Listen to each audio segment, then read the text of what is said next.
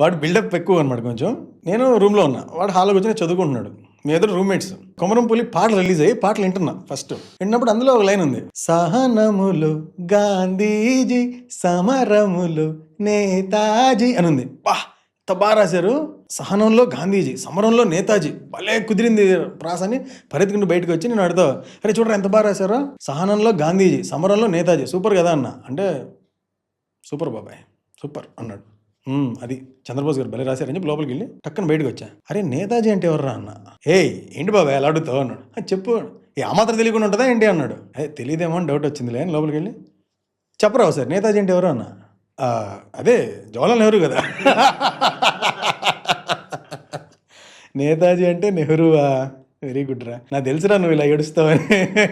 నేతాజీ అంటే సుభాష్ చంద్రబోస్ రా, సమరంలో నేతాజీ అని రాశారా ఈడియట్ అంటే. జస్ట్ మిస్ అయింది బాబాయ్.